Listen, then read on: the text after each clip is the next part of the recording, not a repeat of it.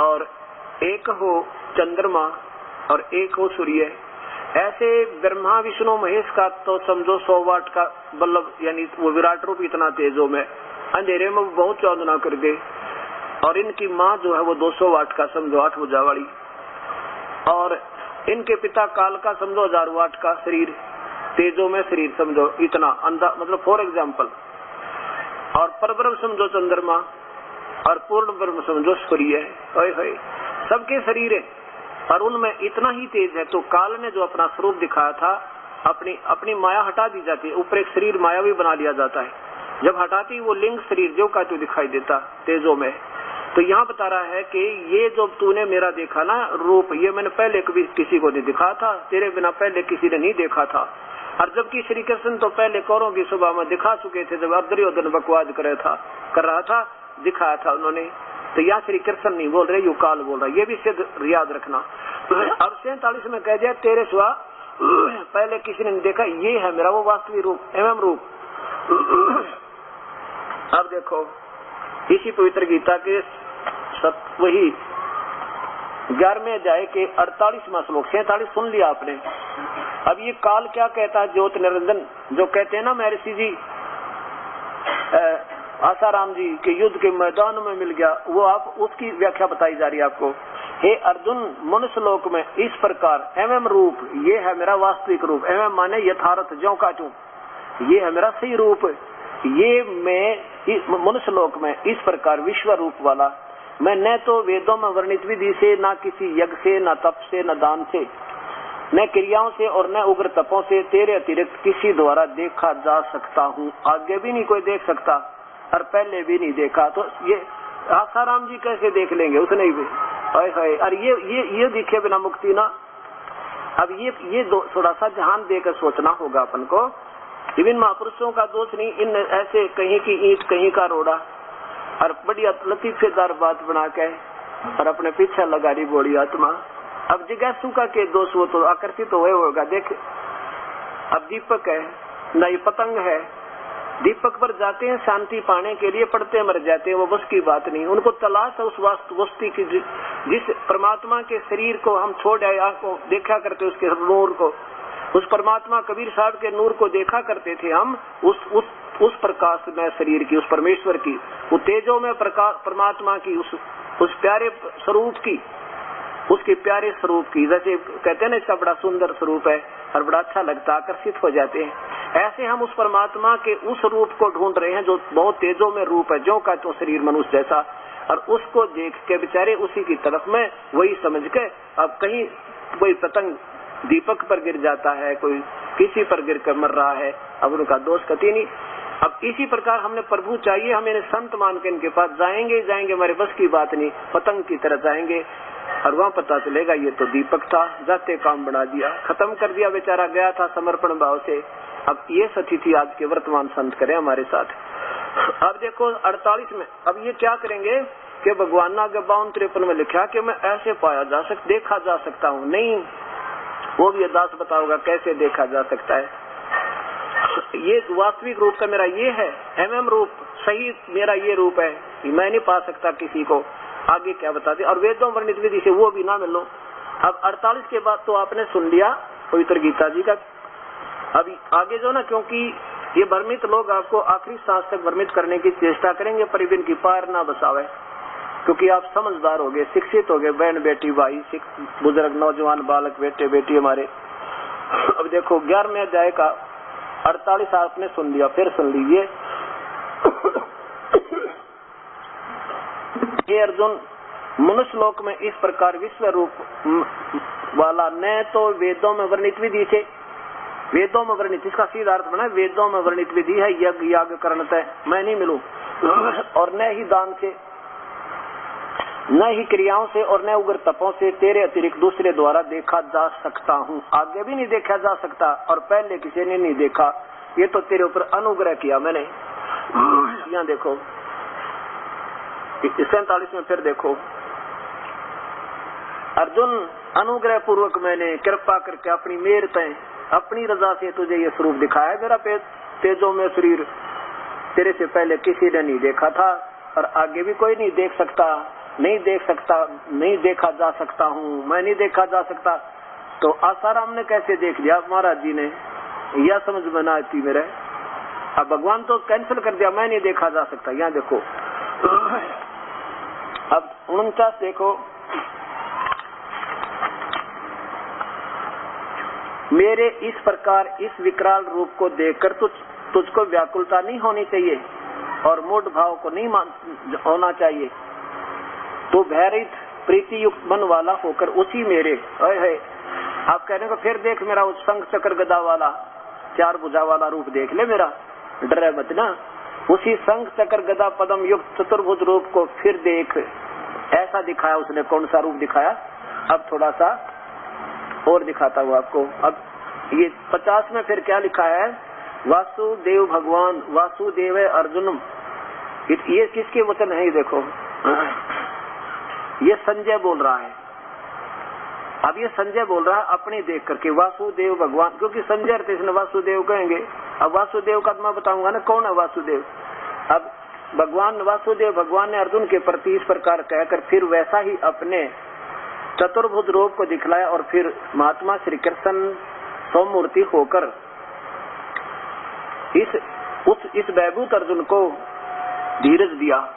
अब सुनो, अब आगे जो 51 और 52 होगा ना, इसमें समझने से पहले आपने एक बार फिर इस पवित्र शास्त्र ये देखना पड़ेगा। ये ब्रह्मांड का चित्र फिर देखिए। ये काल जो है चतुर्भुज रूप में यहाँ रहता है इस ब्रह्मांड में, और ये सतोगुण प्रधान क्षेत्र है। इसमें ये काल स्वयं महाविष्णु रूप में और दुर्गा को अपनी महालक्ष्मी रूप में रखता है और कहता है ये है वो मेरा, मैं ऐसा ये चतुर्भुज रूप देख ले मेरा, मैं वो चतुर्भुज रूप हो गया हूँ। और फिर गुप्त होकर श्री कृष्ण में चला गया और कृष्ण दिखाई दे रहा अकेला। अब फिर बोलना शुरू करता, क्या कहता है? अब ये कहता है ये है ना, ये देखा जा सकता हूँ मेरी कृपा। कैसे है?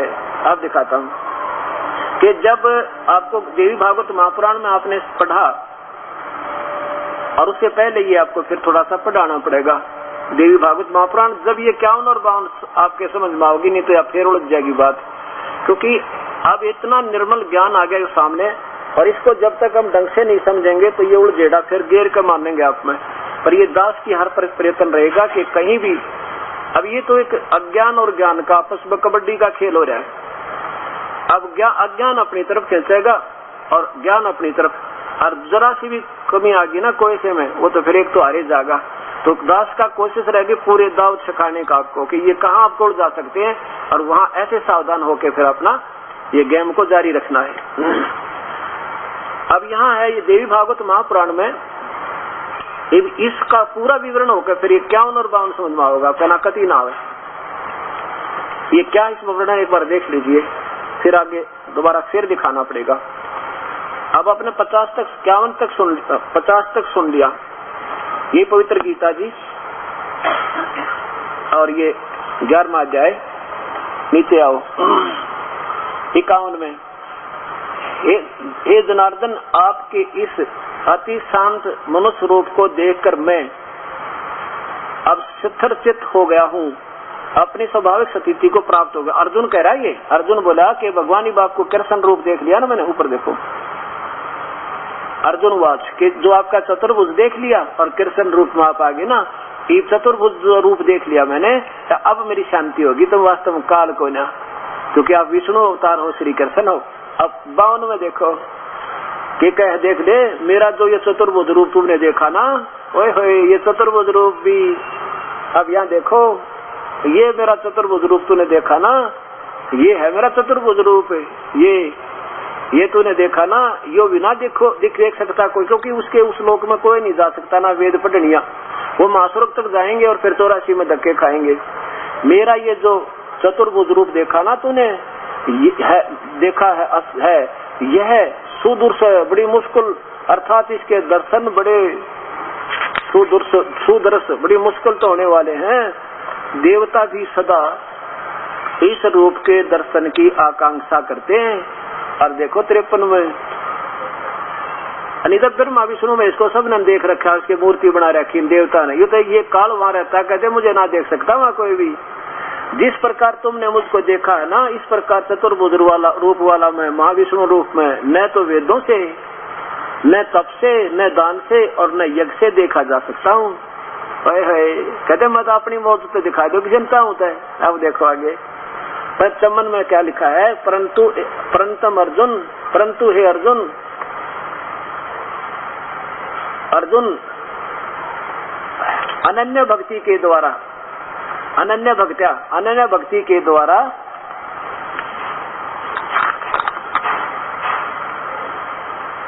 इस प्रकार चतुर्भुज रूप वाला मैं प्रत्यक्ष देखने के लिए, तत्व से जानने के लिए तथा प्रवेश होने के लिए, एक ही भाव नहीं, ये प्रवेशम का अर्थ कोई और होता है कि वहां मेरे जो उस पहुंचोगे ना उस प्रदेश में, वहां जो प्रवेश करोगे तो प्रवेश तथा प्रवेश करने के लिए भी शक्य हूँ।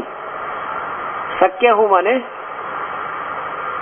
यानी मैं, फिर आप मुझे ऐसे देख सकते हो मेरे पास, कैसे शक्य हूँ। अनन्य भक्त, अनन्य भक्त क्या होगा, यानी जो आंख मीच के श्रद्धा पूर्वक केवल वेदों अनुसार ब्रह्म साधना करता रहेगा युगों तक, उसको फिर ये क्या बनाओगा, ब्रह्मा विष्णु महेश रूप में अपने घर जन्म देगा, अपना बेटे बनाओगा 3 और फिर इनको घुमाओगा ऊपर, और वहां महाब्रह्मा महाविष्णु महाशिव रूप में ये उनको देख सकते हैं।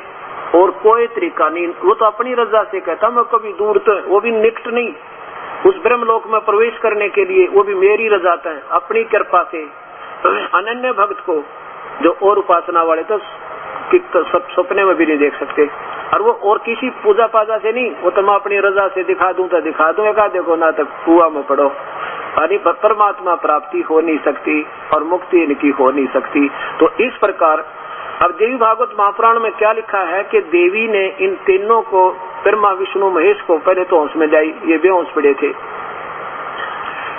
और फिर इन तीनों को विमान में बैठाया और विमान में बैठा के फिर इनको कहाँ घुमाया, ऊपर ब्रह्मलोक में ले गए, एक महा स्वर्ग और देखा, फिर आगे पहुंचे तो एक विश्वकर्मा और देखा, ये काल बैठा था माँ ब्रह्मा रूप में, महाविष्णु पार्वती महासावित्री रूप में या दुर्गा वहां पर, और दूसरी जगह पहुंचे तो शिव जी देखा, ये काल महाशिव रूप में बैठा, तीसरी जगह पहुंचे क्योंकि अजाजा अलग से 1 सेकंड में इनसे पहले पहुंच ले तो बहुत शक्ति तेज है इन तक, ये विमान में बैठे वो सेकंड में जाले अपनी सिद्धि तक, और फिर पहुंचे कहा विष्णु के लोक में, एक और विष्णु और देखा, कहते हैं ऐसे शक्य हूँ, ऐसा मैं अपनी कृपा से दूर से दिखा प्राप्त दर्शन करा सकता हूँ, न मेरी प्राप्ति तक किसी प्रकार भी किसी भी रीत नहीं हो सकती। और फिर क्या बताया भक्त ने, कहते जी हमारे गुरुजी ना आसाराम जी एक नाम और देते हैं, सोहम, सो बाहर हम अंदर, पत्र बुलाओ। अब ये सोम शब्द लाए कहाँ थे, ये पूछो इनसे। और ऐसे ही ये इसके हंस जी महाराज और उनके दोनों पुत्र श्री बालेश्वर जी उर्फ प्रेम रावत, श्री प्रेम रावत उर्फ बालेश्वर जी, श्री सतपाल जी महाराज, ये भी कहते हैं सह का है बना लो, पुराणों के आधार पे। पुराणों का कोई भी विधि हमने मान्य नहीं है पुराणों की, तो एक व्यक्ति विशेष की अपनी सोच है, एक किसी देव विशेष की, और वेद और गीता ये परमात्मा की देन है, प्रभु का संविधान है, वही भक्ति करनी है। और जो कर रहे हैं ये सह है, ये नाम भी शास्त्र विरुद्ध है, और सोहम नाम तो ये दे ही नहीं सकते है। वो तो अनजान आत्मा बालक, चाहे उस पर किसी की मोर मरा ले, एसडीएम की, डीसी की भी, सीएम की भी, प्रधानमंत्री की, सबकी मार दे, और जिसने ज्ञान होगा ना ये सी गलती कोई कर नहीं सकता, जो वास्तव में अधिकारी भी होगा। गरीबदास जी कहते हैं सोहम शब्द, कबीर साहब के बारे में बताते हैं, कबीर साहब ने ये बताया मेरे को, सोहम शब्द हम जग में लाए, सार शब्द हम गुप्त छुपाए। हमने ये सोहम शब्द भी हम लाए, क्योंकि ये इनको नोबिना विरा किसका जाप है, ये तत्वंतर ये किसका जाप है। कहते हैं सोहम शब्द हम जग में लाए, पर सार शब्द हमने गुप्त छुपाए। वो सार शब्द बता दो कोई आज तक, बताओ सार शब्द को। अब आगे चल के कोई कर्महीन जो होगा बुद्धिहीन जो अपना मार्गदर्शन दूर हो जाएगा गुरु से, फिर वो किसी को चाहिए बता भी दो, पर अब ये सबको पता लग जाएगा कि ये मूर्ख है, ना इसको अधिकार है ये नाम बताने का ना देने का। जैसे हमने किसी को तीसरा मंत्र दे भी दिया सार नाम, लेकिन सार शब्द अभी भी नहीं उनको बता पाएंगे, क्योंकि जब कति ठनका कर देखा जाता है तब वो सार शब्द दिया जाएगा। तो इस प्रकार परमात्मा कहते हैं सार शब्द हमने गुप्त छुपाया और है आपके लिए ही, आप जब योग्य होगे तभी दिया जाएगा, नहीं तो नहीं दिया जाएगा। अब क्या बताते कबीर साहब कहते हैं, सोहम जप मुया और व्यर्था जन्म गंवाया, जो भी संत होगा जौहरी लेवे शब्द बिलगाए, यानी कति सोच समझ का उपदेश लेगा, और भाई सोहम जप मेरे यो व्यर्था जन्म गंवाया। एक तरफ तो कहते हैं कि ये केवल इसी नाम के जाप करने से आपको 2 मंत्र का जाप मिलेगा, वो सतनाम बनेगा, और उस सतनाम के बिना सारनाम नहीं मिला, और सारनाम नहीं मिला तो सतनाम व्यर्थ। इसलिए बता रहे हैं कि पूरी, जैसे भी हैंडपंप लगा रहा कोई, हैंडपंप लगाना है तो बोकी मारो, ये सतनाम तो बोकी लगेगी, और जब पानी तक पहुंच जाओगे तो उस पर मशीन बंधेगी, वो सारनाम होगा, और उससे जो चीज निकलेगी वो शब्द होगा, सार शब्द होगा। अब जब तक वो बोकी सही नहीं लगेगी, सतनाम की कमाई आपकी उस 2 मंत्र की, ओम और तत् मंत्र की कमाई नहीं होगी, इतना वो तीसरा शब्द वो नहीं मिला आपने। और ये दास इसी गलती करे नहीं कि जब तक आप पानी, मिस्त्री होता है, पानी तक बोकी पहुंच जाएगी ना, और वो ऐसे देखा करे कहाँ बात बन गया, तब मशीन बांध देगा, ऊपर की लगाएगा मशीन, जो ऊपर वाली हैंड पंप की, जो ऐसे करके चलाते हैं, और फिर वो जल निकलेगा। और कोई कहेगा जल्दी सी, मालिक कहेगा भाई जल्दी बांध दे, मशीन बहुत देर लगा दी तूने, मिस्त्री नहीं बांध देना भाई, अब नहीं बंध सकती, अभी तो पहुंचे नहीं वहां तक, कैसे बांध देंगे, गारा निकल नहीं सकती इस तरह।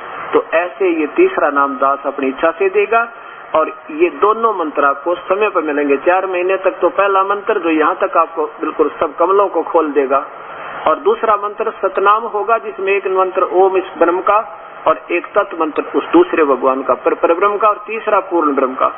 तो ऐसे ये पूरी जो क्रिया वहां तक आपकी क्लियर खोलेगी, तब ये सार नाम मिलेगा, आपका बेड़ा पार हो जाएगा। बोलो सतगुरुदेव की जय। अब ये कहानी हो रही है हमारे साथ, दास बतावे एक और बिगाड़न वाले अनेक। अब देखिएगा, अब ये निरंकारी मिशन को और देखिए थोड़ा सा।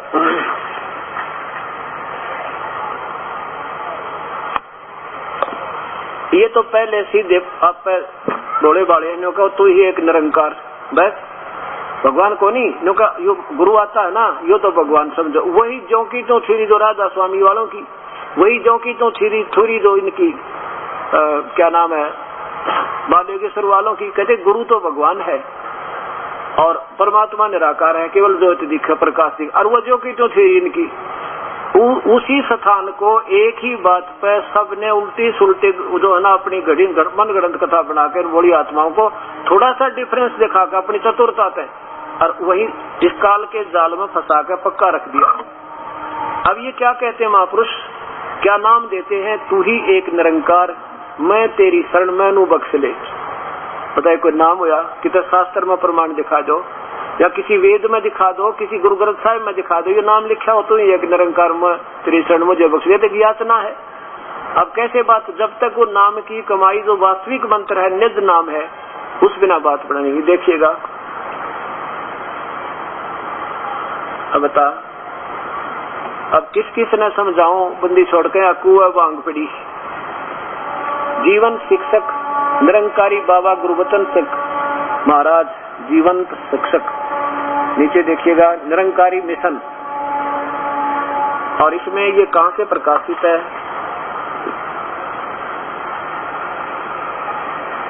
निरंकारी बाबा गुरुवचन सिंह जी महाराज, JRD सत्यार्थी सहायक, राज वासुदेव सिंह HS उपासक,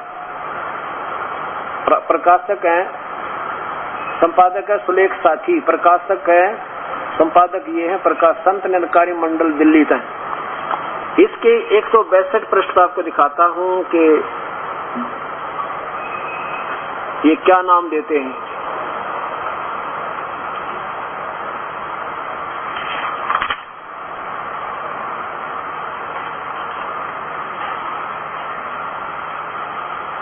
ये है मौलिकता। नीचे देखो प्रश्न इनका 162। नाम क्या देते हैं? या देखिए कि एक बार ये अमेरिका पहुंच गए, वहां कोई विद्यार्थी मिले तो कोई उनके साथ कोई इनका सेवक था टंडन साहब, उसको गुरुजी ने बता दिया कि दे दे नाम टंडन जी। टंडन साहब नाम दे दे, इनको बता दे नाम। टंडन जी ने क्या बताया? फिर समन जब दे दिया ना, उसने क्या दिया संस्कृत में, यहाँ देखो अंग्रेजी भाषा में ज्ञान समझाया और हजूर के चरणों में पुष्ट हो गई। क्या समझाया यहाँ पे? नीचे आइएगा, अंग्रेजी भाषा में समझा दिया। क्या समझाया? फिर पूछा समन कौन सा दिया है? गुरु जी कह रहे हैं जा दे दे टंडन जी नाम। अच्छा, फिर टंडन जी ने क्या नाम दिया? गुरु जी ने पूछा पुरी साहब बाबा जी। पुरी साहब कहने लगे बाबा जी यही नाम दिया है, वन दाऊ फॉर्मलेस। फॉर्मलेस माने निराकार, फॉर्मलेस निराकार भगवान, जो वन दाऊ माने वो जो फॉर्मलेस है, निराकार है। और आई सरेंडर टू दी, मैं उसके लिए सरेंडर करता हूँ। काइंडली फॉरगिव मी, मुझे क्षमा कर दो। क्या बाबा जी बोले? हजूर साहब जी, हजूर बाबा जी ने, ये अवतार सिंह जी ये बोले, ये गुरबचन सिंह जी बोले यह तो ठीक है कि समझाने के लिए अपने सिमरन को भी ट्रांसलेट अनुवाद किया है, लेकिन पूरा ज्ञान नहीं दिया गया। आप जानते हैं कि भाषा कोई भी हो, गणित के फार्मूले में भी वही जुबान पर चढ़ जाते हैं जो मौलिक होते। इस प्रकार ज्ञान किसी भी भाषा में दिया जाए, सिमरन एक ही है। क्या वो है? एक तू ही निरंकार, मैं तेरी शरण, मुझे बख्श लो। यही सुमरन हर मानव को देना है। ऐ बंदी छोड़ की जय। हे मेरे परमात्मा, कि अब देखो एक और तमाशा। पहले ऐसे ही क्या करते हैं, अब बहुत से भक्तात्मा मिले मुझे, कहते हैं जी हम बालेश्वर जी से नाम लिया हमने। अच्छा, तो कब लिया? कब? उस एक बोला अभी तुरंत ही लिया था एक ने, तो मतलब पीछे आए थे वो 1 साल पहले की, 2 साल पहले की बात है, 2-3 वर्ष पहले आए थे, नदी अभी लिया था। और वो आए को 1 साल हो गया था वहां पे। उन्होंने अमेरिका से आए 1 वर्ष हो गया था। और वो जब वो बता रहा था उससे 2-3 महीने पहले बताया कि मैं नाम लेकर आया हूँ उनके आश्रम तक। तो उसी दूसरा भक्त वहीं से आया हुआ था, उसने पता था। वो कहने लगे वो तो आए नहीं अभी तक महाराज जी, तुम नाम कहाँ से लेकर आए? कहने लगे वो परिचारक है ना, वो नाम दे देते, जो वहां रहते हैं उनके सेवक, वो नाम देते थे। बिना काफी सब मतलब ये पहले की बात है। तो मैं बोला भाई एक बात बताओ, गुरुजी कौन हुए फिर उसके, जो आप नाम लेकर आए थे, तो आपके गुरुजी कौन हुए? तो कले गुरुजी तो बालयोगेश्वर जी। कमाल की बात है, नाम तो देवो परिचारक और गुरुजी वो तरह बोला। ये भी कोई समझ में आई भाई। अब लड़की के फेरे तो वह किसी के, और पति हो कोई तीसरा जो पास भी कोई ना बताया, कोई बात जची। अब ये टंडन जी तो नाम दे रहे हैं, गुरु जी गुरबचन सिंह जी नाम तो दे दिया उन बच्चों को टंडन जी ने, और फिर गुरु जी कौन? ये गुरबचन सिंह जी। ये परमात्मा, ऐसे एक वक्त मिला जी नाम दे रखा था हमने। तो अब इशारा हमने सत्संग किया तब कह रहा था जी यह बात मेरे विश्वास में बना रही थी। वो अब नाम दिया उन्होंने यहाँ से दास के पास इशार गए जो बोले एक बात ना समझ में आवा थी, नाम तो दिए थे यहाँ के महात्मा और गुरु जी थे सतपाल जी। जब मैंने उसको यह कथा सुनाई ने बोला जी बात तो न्यू की न्यू, फिर कित मरे कुएं में पड़ गए, जहाँ जावे वहाँ एक जैसे पावे थे। किसी तो बात करने ये 4 बात, कान दबा के देख लो, आंख दबा किसी भी बसन में, ये दूसरी बात नहीं, क्योंकि यही घूम फिर के आगे पाछे नीम तले इन वही जगह पावा थी। बोला ज्योति निरंबर ज्योति निरंजन प्रकाश प्रकाश, कान मुझ के देख लो, आवाज सुन लो, मिलना भगवान तेरे देखे आवाज। अब राष्ट्रपति भवन में और गवर्नर भवन में अपने आप आवाज बाजे बजते रहते, अपने आप दिन रात उनका ऐसे मतलब सिस्टम कर रखा, बाजे वाले लगे रहते थे। अब तो ऑटोमेटिक हो गए। अब सुनने बाहर खड़े हो गए दोनों, और मिलना था उस गवर्नर से, बात तो गवर्नर में सुने बिना बात होगी नहीं, गवर्नर तो है नहीं, अब धुन सुनाई बस बेड़ा पार हो गया। अरे तरह गजब भैया, जाना भगवान के उसी की खुशी में, उसकी कृपा से वहाँ सतलोक में वो मुरली बज रही है, वो असली वस्तु बज रही है, वहाँ पर दिन मीठी मीठी धुन हो रही है। क्या बात की, वहाँ पर महक उठ रही है। तो ऐसे उस जाना था उस परमेश्वर के पास और रह गई यहीं पर। इन अब निराकार का क्या अर्थ बताते हैं, देखिए इनकी महिमा।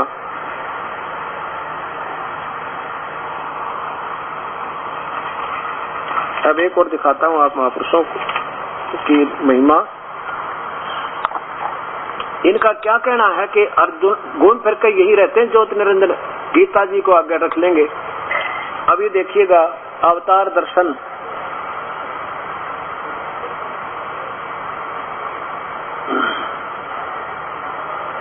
ये कहां से छपी है, नीचे देखो, पब्लिकेशन डिपार्टमेंट संत निरंकारी मंडल दिल्ली। और यहाँ देखो अवतार दर्शन, और नीचे देखो डॉक्टर जगन्नाथ शर्मा हंस PhD D.Litt। ये परमात्मा दे, इसे से विद्वान पुरुषों को कति अनजान बना रखा है, क्योंकि ये अक्षर ज्ञान है, इनको परमात्म ज्ञान नहीं, और ना इनको परमात्म ज्ञान जो इनके गुरुदेव है। अब देखो प्रकाशन विभाग संत निरंकारी मंडल दिल्ली 11। अब यहाँ देखो ये क्या बता रहे हैं, ये 5 नंबर पृष्ठ है इनका। यहाँ देखो नीचे, अर्थात ये गीता का कोई श्लोक लिया इन्होंने, यदा यदा धर्म से ग्लानि भवति भारत तब तब मैं आता हूँ। हे भारत, हे अर्जुन, जब जब धर्म की हानि और धर्म की वृद्धि होती है, मैं साकार रूप में प्रकट होता हूँ।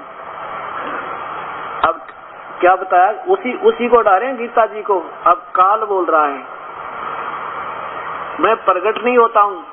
इसका अर्थ ये है कि मैं जब ये ऐसी समस्या आती है तो उस समय ये तो वहां भी व्यक्त है, वहां भी आकार में है, और कहता जब मैं आता हूँ ना, जब ऐसे जैसे कृष्ण जी में प्रवेश करके अपनी सारी कहानी बता गया, और ऐसे आता हूँ, बाकी मैं ऐसे प्रत्यक्ष नहीं आता।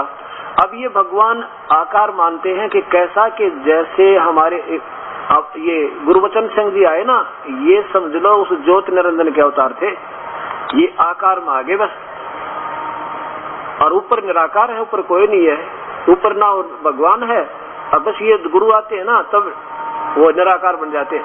अब चलो, अब अवतार सिंह से ही मुक्ति होनी थी, तो फिर उसके पुत्र गुरुवचन सिंह से मुक्ति होनी थी, तो अवतार सिंह जी को फिर कैसे भगवान मान लिया, या उसमें प्रवेश कर गई फिर वो आत्मा जो भूत बन गए। अब ये सोचना पड़ेगा हमने। अब क्या बताया है कि जब तक हमने सत्ज्ञान नहीं होगा तब तक हम ऐसे अटकलबाजी लगाते रहेंगे। अब इसकी 120 पृष्ठ और देखो,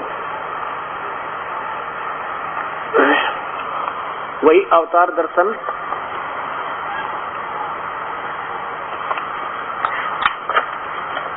एक 120 पृष्ठ पर ये कितना स्पष्ट कहते हैं, भाई पहला देखो और फिर लो गुरु का नाम, पहला भगवान देखो। 120 पृष्ठ देखो, 120 पृष्ठ पे क्या बताते हैं, अल्लाह ईश्वर गाड वाहे गुरु ऐसे हैं सब सारे नाम, ऐसे ऐसे दे हन सारे नाम, राम मोहम्मद नानक ईसा एक तो एक प्यारे नाम, निरंकार इस समय दा नाम। आप बना रहे अपनी गटकी गटके, निरंकार नाम है, बोला इस समय का नाम निरंकार हो गया। वाह भाई वाह, पानी तो पानी रहेगा, बताओ उसका नाम क्यों बदल दिया, पानी से ये कि मैं नाम रख लो उसका।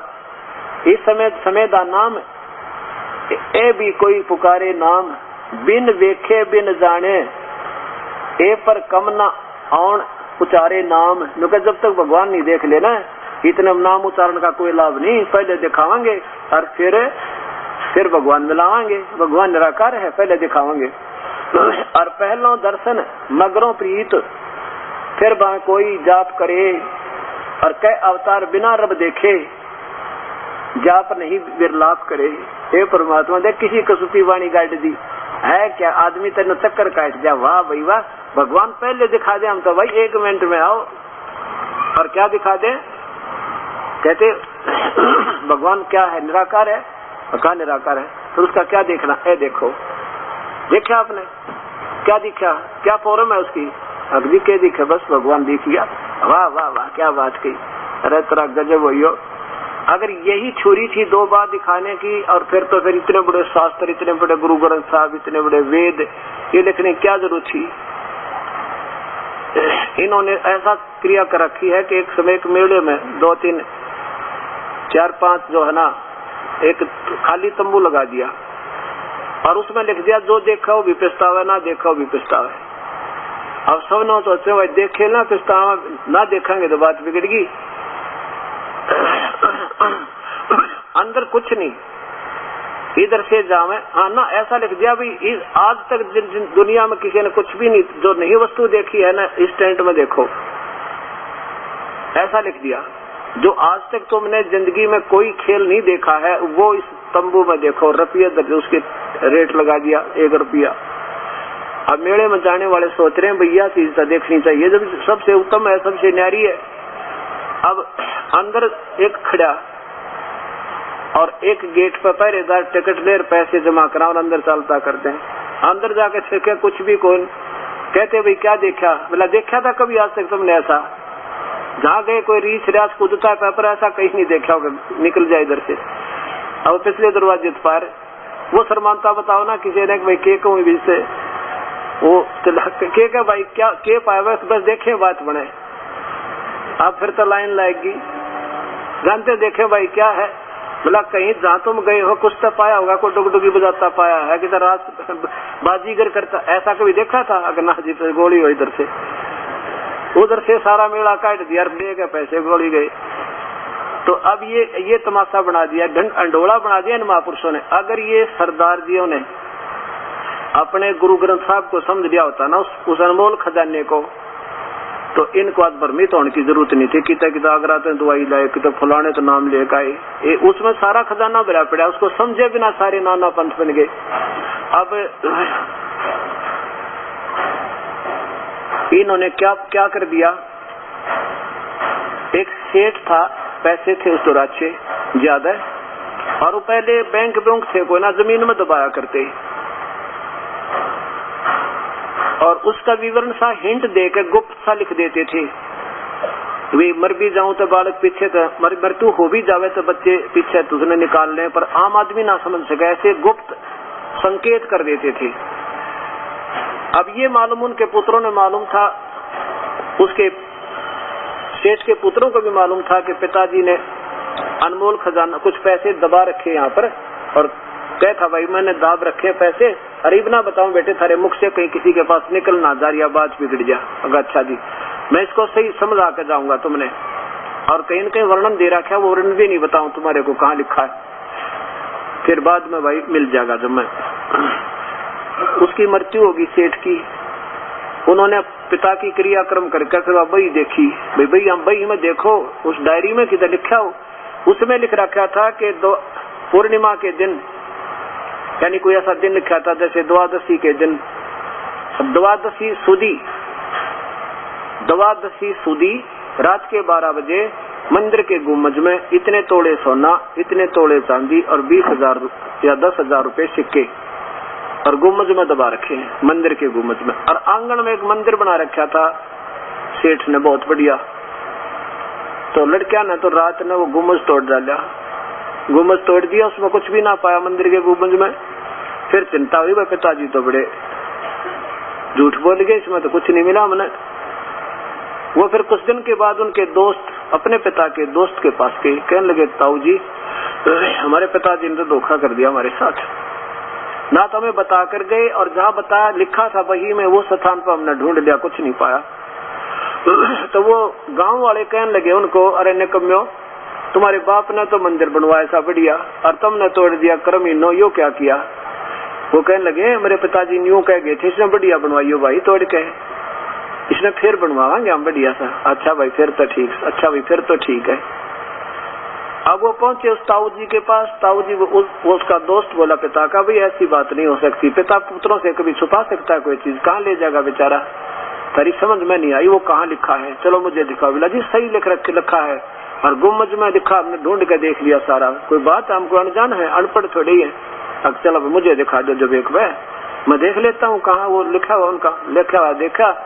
लिखा हुआ क्या देखा कि द्वादशी सुदी द्वादशी यानी चांदनी द्वादशी या पूर्णिमासी जो भी दिन रखा था रात के 12 बजे, और मंदिर के गुम्बद में कहने लगे नकम्यो इस मंदिर ने तो नौका न बनवाओ एज इट इज, पहले तो गुम्बद बनवाओ इसका और फिर आऊंगा मैं एक दिन।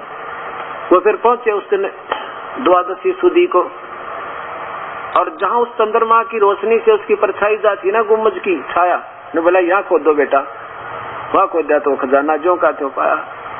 तो ये सारे मंदिर का गुम्बद फुड़वानी टकरा गया। हमने अपने वास्तविक मूल शास्त्रों को नहीं समझ पाए। कहते गुरु बिन कहू न पाया ज्ञाना, जो थो तब छड़े किसाना।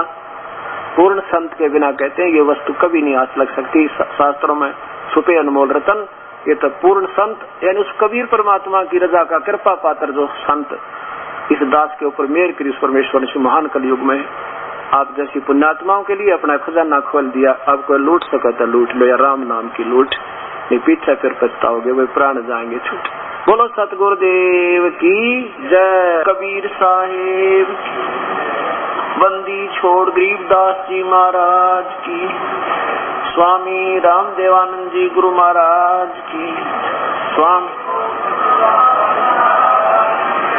सर्व संतों की जय, सर्व भक्तों की जय। धर्मी पुरुषों श्री काशी दान जय, श्री छुडानी दान, श्री करौथा दान की साही। गरीब नमो नमो सतपुरुष को नमस्कार गुरु की नहीं, सुर नर मुनि जन साधुआ संतों सर्वस दीन। सतगुरु साहेब संत सब दंडो तुम प्रणामे, आगे पीछे मध्य हुए तिनको जा कुर्बान। निराकार निर्विषम काल जाल भंजनम, निर्लेपम निज नीर गुणम, सकल अनुपवेशो न गुण। सोहम सुरत समाप्तम सकल समाना नीरत लह, उज्ज्वल हिरंबर हरदमम। बेपरवा ऐथा है वार पार नहीं मध्य, तम गरीब जो सुमर सिद्ध होई। गणनायक गलता ना करो अनुग्रह सोई, पारस पद परवाना आदि गणेश मनाऊं। गणनायक देवन देवा चरण कमल लोला, आद अंत करु सेवा परम शक्ति संगीतम। विधि सिद्धि दाता सोई, अविगत गुण अतीतम सतपुरुष निर्मोही। जगदम्बा जगदीशम मंगल रूप मुरारी, तन मन अर्पो शीशम भक्ति मुक्ति भंडारी। सुर नर मुनि जन ध्यान, ब्रह्मा विष्णु महेशा शेष सहस मुख गावे। पूजय आद्य गणेशा इंद्र कुबेर सरीखा, वरुण समर्थ जीवन जी का मन इच्छा हल्का। 33 कोटि अदारा ध्यान से 88, त्रय भव जल पारा कटने इनकी फांसी। 33 कोटि अदारा ध्यान से 88, उतरे भव जल पारा कट है यम की फांसी। सत साही कर जोरूं विनती करूं, धरूं चरण पर शीश। गुरु राम देवानंद जी महाराज ने दिया नाम बख्शी। कोटि कोटि सजदा करूं, कोटि कोटि प्रणाम। चरण कमल में राखियो मैं बांझी जाम गुलाम। मैं अपराधी जन्म का नक्शक बड़े विकार। तुम दाता दुख वंदना मेरी करो संभाल। अवगुण किए तो बहुत किए, करत न मनी हारे। बावे बंदा बख्श दियो, बावे गर्दन उतारे। अवगुण मेरे बाप जी, बख्शो गरीब नवाज। जो मैं पूत कपूत हूँ, बहुर पिता को लाज।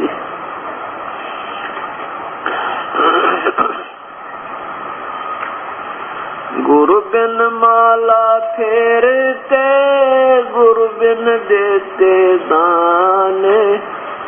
गुरु बिन दोनों निष्फल हैं, चाहे पूछो वेद पुराण।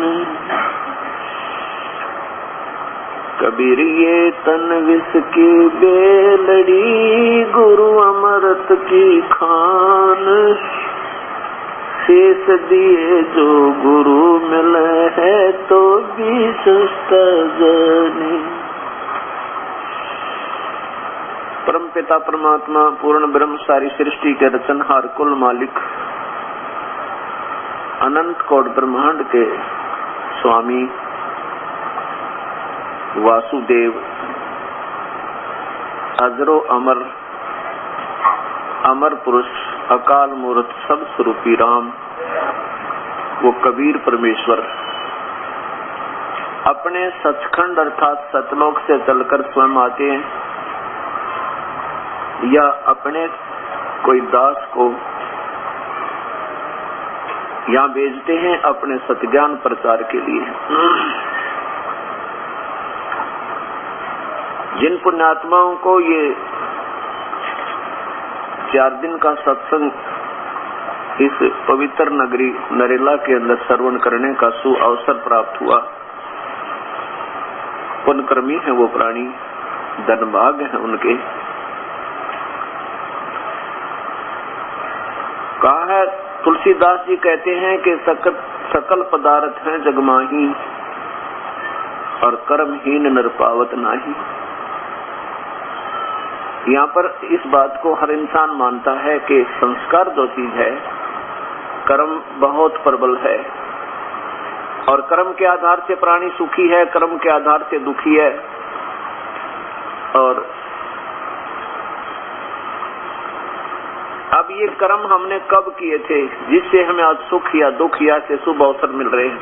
ये पानी की आवाज आ रही है। तो वो हमने कब किए थे? जब हम कभी मानव शरीर में थे, और उन्हीं का फल, उन्हीं का प्रतिफल आज हमें प्राप्त है। कोई दुखी है तो अपने कर्म से, सुखी है तो अपने भागते हैं। तो ऐसे ही जो आज पुण्यात्मा इस सत्संग में आ रहे हैं, कितना बड़ा नगर है ये, और इसमें लाखों की संख्या में भक्तात्मा यानी मनुष्य शरीरधारी जीव रहते हैं, और उनको यहाँ आने का अवसर नहीं प्राप्त हो रहा, तो उनके संस्कार कमजोर हैं। लेकिन ये रजा हुई है परमेश्वर की कि ये सत्संग जो हो रहा है और इसका माइक लगा है, जहाँ तक ये स्पीकर जा रहे हैं, इनकी आवाज इन प्राणियों पे, चाहे वो पशु हैं, चाहे पक्षी, चाहे कोई वन्य प्राणी है, चाहे कोई ये पेड़ पौधे वृक्ष हैं या मानव शरीरधारी हैं, जहाँ तक भी उस परम पिता की ये अमर कथा की छींट जहाँ भी लग रही है, उनके भी संस्कार वहाँ बैठे बन रहे हैं। और एक समय ऐसा आएगा, वो पुण्यात्मा जो आज नहीं आ पा रही हैं और सत्संग वहाँ तक जा रहा है, क्योंकि ये शब्द जो है ये अखंड होता है और ये हर जगह घूमता है, पूरी नगरी में घूम रहा है। परमात्मा की वाणी हर गली गली में, हर घर घर में पहुंच रही है, वो गुप्त रूप में, और वहां जाकर के सबके अंदर इसकी राहत प्राप्त हो रही है, चाहे बेशक वो यहाँ नहीं आ पा रहे। जैसे, लेकिन उनको विशेष लाभ नहीं होगा। जैसे हलवा बनाते हैं, हलवा, और हलवा जहाँ बनता है, अब विशेष लाभ तो वो लेते हैं हलवा जहाँ बन रहा है, जो उसमें उपस्थित हो गए भंडारे में, उनको खाना मिला, वो हलवा खाने को मिला, लेकिन उसकी महक, उसकी खुशबू आस पड़ोस तक भी लाभ दे रही है, आनंद आ रहा है। ऐसे ही ये परमात्मा की जो अमृत वाणी वर्षा हो रही है, विशेष लाभ तो इस अमर वाणी का, इस सत्संग का, अर्थात इस हलवे का लाभ वो प्राप्त करें जो यहाँ पर सत्संग रूपी ये हलवा खा रहे हैं। और लेकिन इसकी महक पूरे नगर में पहुंच रही है और इसका भी इनको बहुत लाभ मिलेगा। और कुछ आज तो कोई सोच रहा है ये संत निंदा करते हैं, दूसरों के संतों के बारे में ऊट पटांग बोल रहे हैं, ऐसा नहीं समझना। ये तो माइक लगा के ऐसे बोलना कोई सभ्य व्यक्ति का काम नहीं होता। और ऐसे कोई बोल के दिखाओ बिना किसी आधार के कोई प्राणी कोई बात करता है, वो इंसान ठीक नहीं।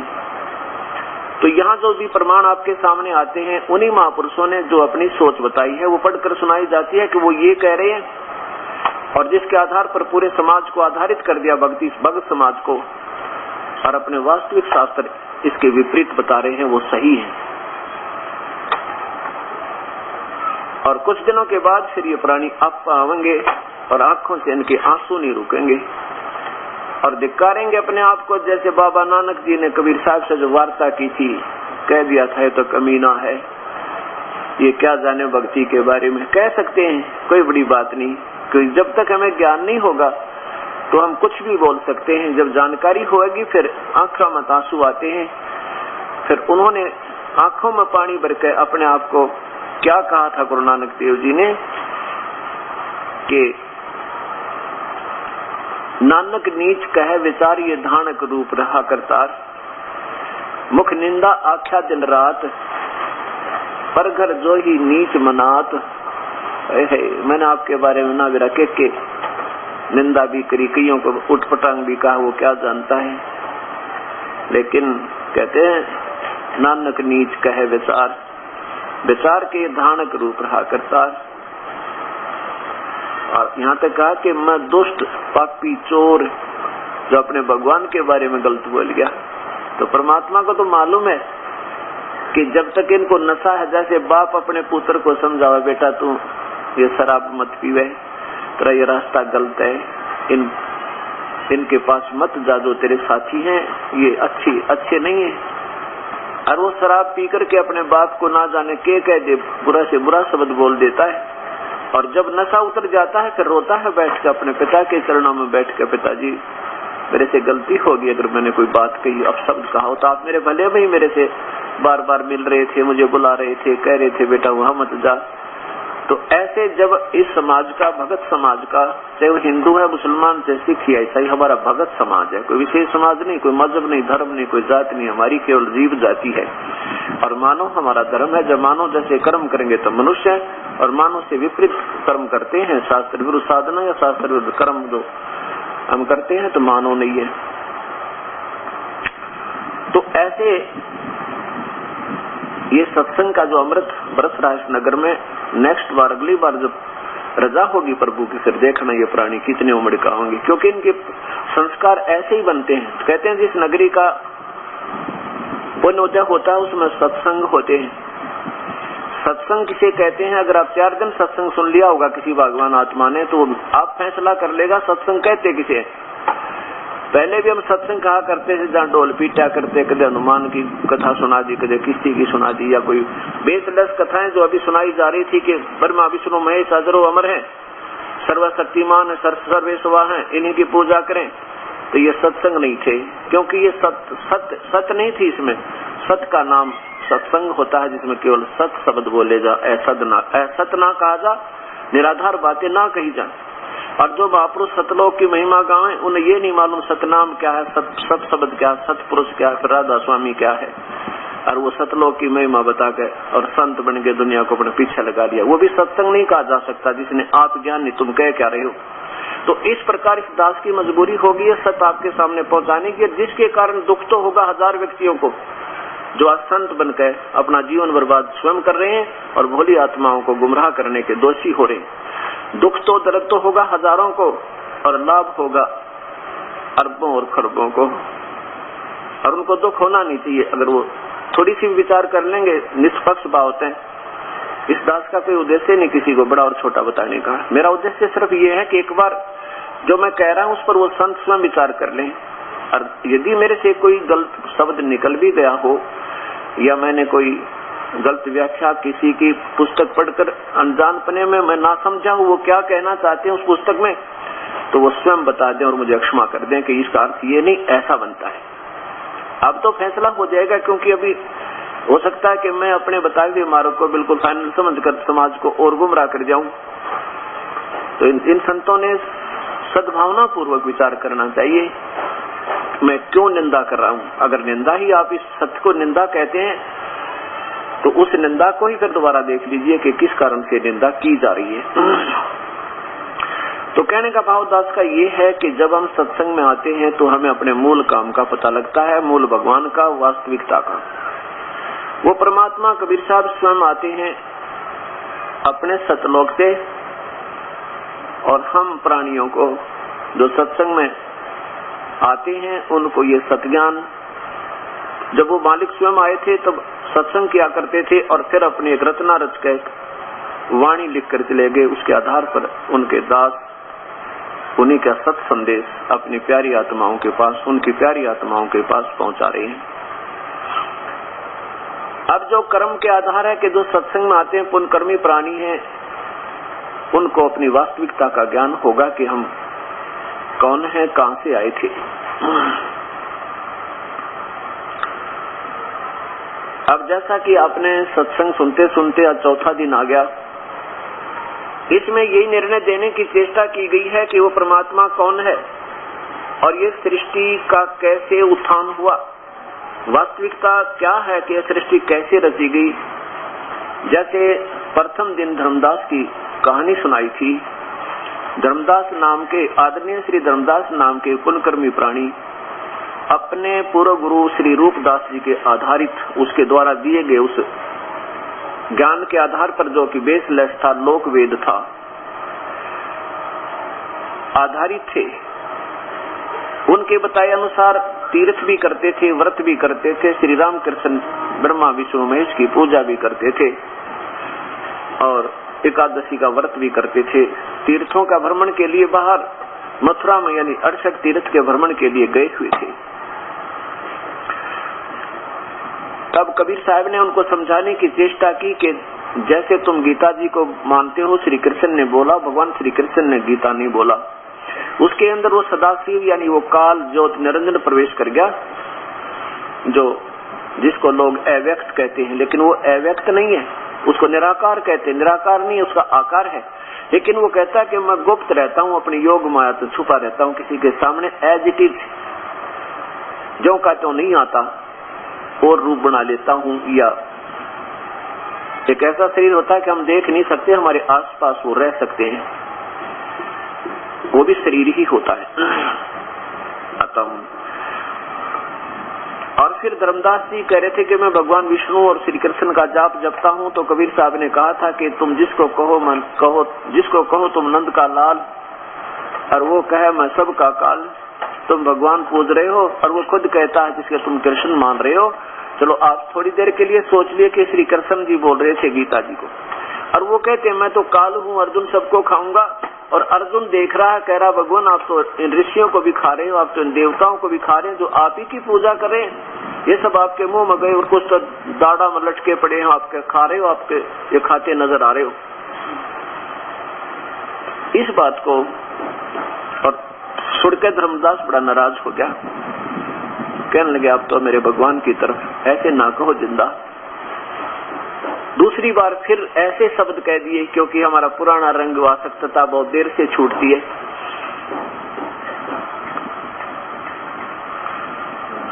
तो परमात्मा अंतर ध्यान हो गए, दिखाई ना दिए उनको।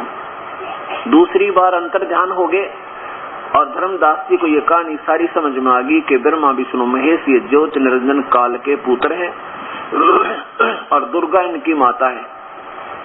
जैसा कल भी आपको दिखा था शिव महापुराण के अंदर ये सदाशिव ये स्वयं काल है, ज्योत निरंजन ब्रह्म है, दुर्गा इनकी पत्नी महापार्वती रूप में इसके साथ उस ब्रह्मांड में एक ब्रह्मलोक के अंदर स्थान बनाया हुआ है ना।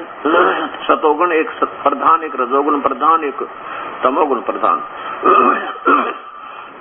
इन तीनों स्थानों पर ये स्वयं ही काल ज्योत निरंजन सतोगुण प्रधान क्षेत्र में ये महाविष्णु रूप में स्वयं रहता है, दुर्गा को महालक्ष्मी रूप में रखता है। और तमोगुण प्रधान में ये सदाशिव नाम से रहता है और दुर्गा को अपने मां पार्वती रूप में रखता है। और रजोगुण प्रधान क्षेत्र में ये स्वयं महाब्रह्मा और सावित्री, महाब्रह्मा रूप में रहता है, ये काल और मां सावित्री रूप में अपनी पत्नी को रखता है।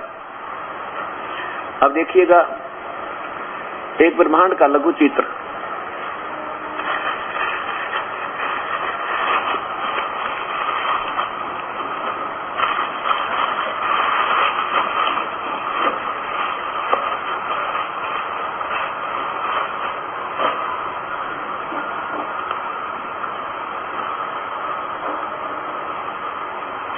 ये एक अंड कहो से पिंड कहो से ब्रह्मांड कहो, इसे ये एक ब्रह्मांड है। इसमें इस काल भगवान ने ज्योति निरंजन ने इसके 21 ब्रह्मांड हैं, उनमें 21 ब्रह्मांडों में ऐसी स्थिति है सब में, 20 में अलग से है और 21 में 20 में अलग से 20 ब्रह्मांड ऐसे समझो और 21 में वो समरथ। यहाँ देखो ये ब्रह्मलोक में ये काल स्वयं महाविष्णु और दुर्गा को मां पार्वती रूप में रखता है।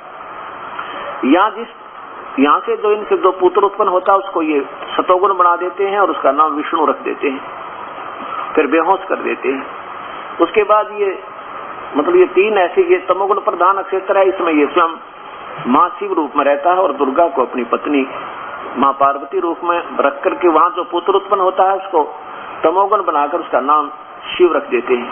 और जो सतोगुण प्रधान क्षेत्र में पुत्र उत्पन्न होता है इन दोनों के संयोग से उसको सतोगुण बना करके विष्णु नाम रख देते हैं। और फिर ब्रह्मा रूप में ये दोनों ब्रह्मा रूप में ये स्वयं काल रहता है और मां सावित्री रूप में दुर्गा को रखता है। इन दोनों के संयोग से जो यहाँ पुत्र उत्पन्न होता है उसका नाम ये ब्रह्मा रखते हैं और रजोगुण बना देते हैं, फिर इसको बेहोश कर देते हैं। तीनों को छोटे छोटे होते हैं तब ये, और जब ये जवान होते हैं फिर इनको होश में ला देते हैं। ब्रह्मा को कमल के फूल पे, विष्णु को शेषनाग की सैया पे, समुद्र में एक बहुत बड़ा समुद्र है ब्रह्मलोक के अंदर, और शिव को कैलाश पर्वत पे, उसी जहाँ पर ये कैलाश पर्वत है उस ब्रह्मलोक में भी एक कैलाश पर्वत है। और इस शिव के यहाँ फिर इस तीनों को होश में जवान होने के बाद तीनों की शादी करके ये दुर्गा विष्णु को यहाँ अलग से लोक बना रखे, तीनों भगवानों के। अपने काल ने अपने बेटों को अलग से राजधानी दे रखी और ये यहाँ नहीं जा सकते उसकी रजा बिना, बिल्कुल नहीं जा सकते, इनकी समर्थता नहीं है। विष्णु ब्रह्मा लोक, विष्णु का लोक, श्री शिव का लोक, तीन बना के इन तीनों को केवल 3 लोक के मुखिया बना रखे, स्वर्ग लोक, पाताल लोक और पृथ्वी लोक के। अब इस प्रकार समझना। अब धर्मदास इस बात से नाराज हो गया कि ये, अब देखो ऐसे ऐसे 21 ब्रह्मांड है इस काल के ज्योति निरंजन के, और धर्मदास इस बात से नाराज हो गया कि तुम हमारे भगवान श्री कृष्ण को काल क्यों कह रहे हो। ज्योति निरंजन काल ब्रह्म के लोक 21 ब्रह्मांड का लघु चित्र, इस काल ने ये पूरी व्यवस्था बना रखी है। इसमें 20 ब्रह्मांडों को ऐसे रोका हुआ है, 21 में ये ऊपर रहता है। इसमें एक महाब्रह्मांड जितना स्थान इसने ये लिया हुआ है।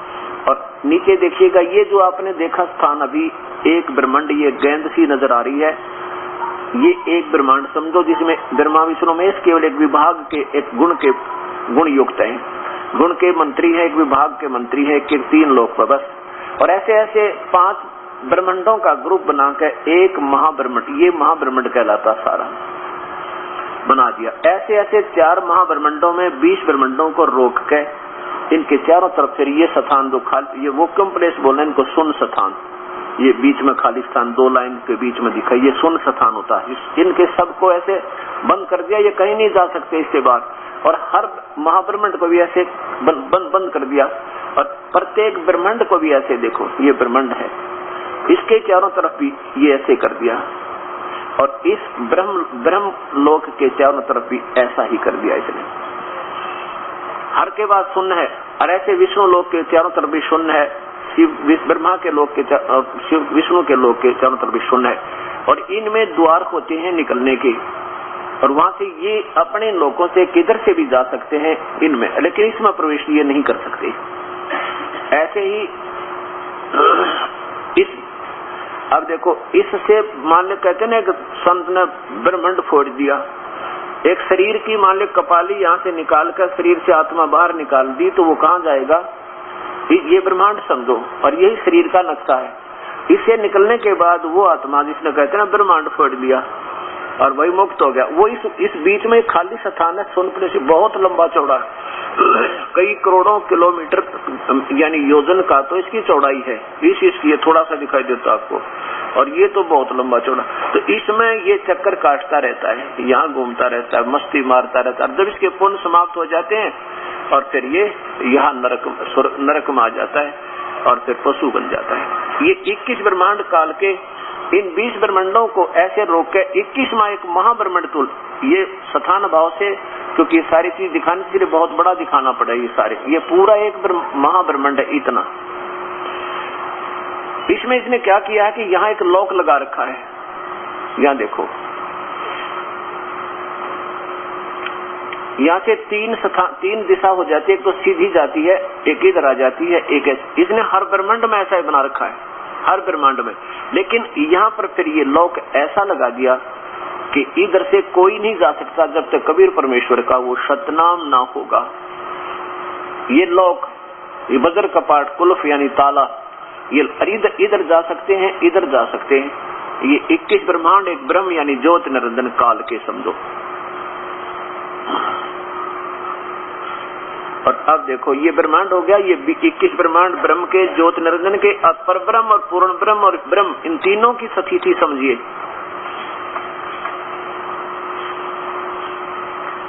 अब ये है कुल सारे लोग, असंख्य ब्रह्मांड, ये तो सतलोक है जो आपको नीला नजर आता है सारा, ये सब इस ब्राउन इसको छोड़, ये ऊपर है अनामी लोक, ये केवल संकेत दिए हैं या अभाव है कागज का इसलिए नहीं बना पाए।